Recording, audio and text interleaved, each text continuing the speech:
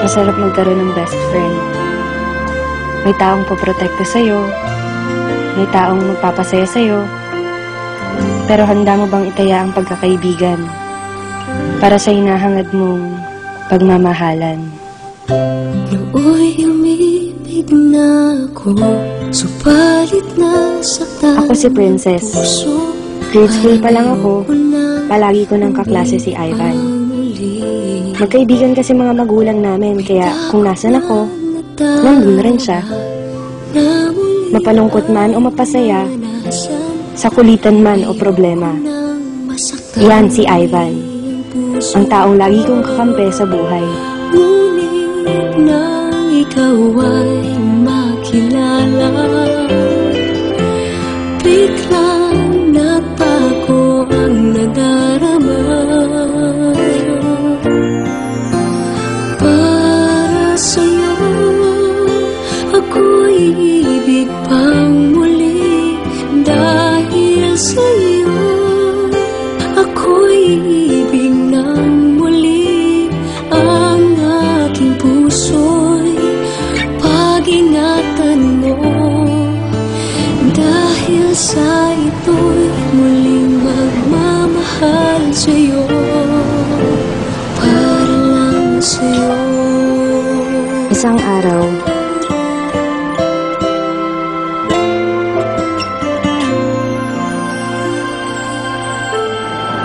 bakit ka naman sumaisa pa? Wala lang, gusto ko lang. Gusto mo lang? Alam mo bang delikado yun?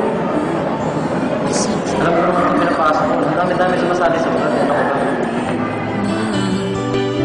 Ang tulad mo Matapos ang araw na yun, iba, at sa'yo lamang nakita ang tunay na pag-ibig na aking hinahanap. Buti na lang ika'y nakilala. Binago mo ang nadarama. di na siya nagpaparamdam. Di na siya nagte-text. Di ko na rin siya nakikita sa school.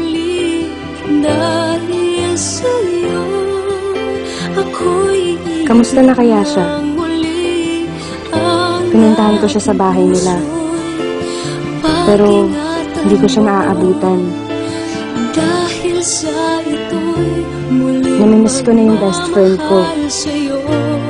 Namimiss ko na si Ivan, ang lalaking lihim kong minamahal. Hanggang isang araw, Ano ba talaga nangyayari, Sir Ivan?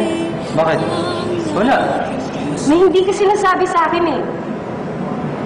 Ano ka na ako sabihin sa'yo? Ba't di ka na pumapasok? Ba't di ka na nagpaparamdam sa akin? Ba't di ka nagre-reply sa mga text mo, Ivan? Ivan! Ano ba talaga nangyayari sa'yo? Ba't ka ba nangangiram sa buhay ko? Ano ba kita?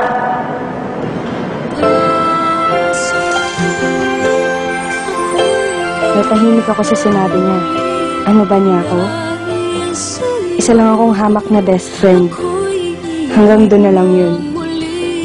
Umalis siya at di na nagpakita. Di na rin ako nagte-text.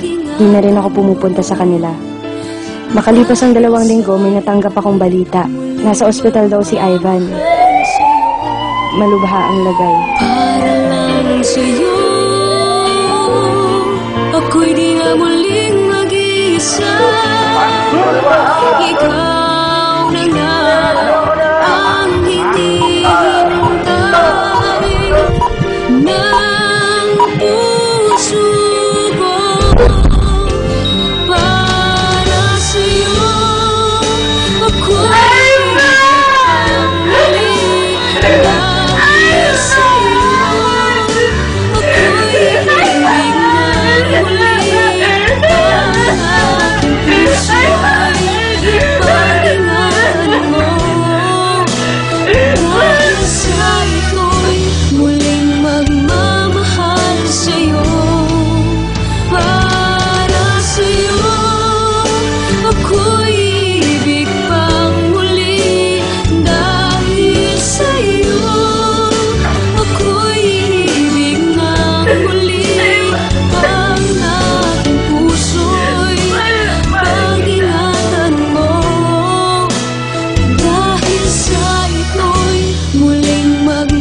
sa akin ng cellphone ni Ivan.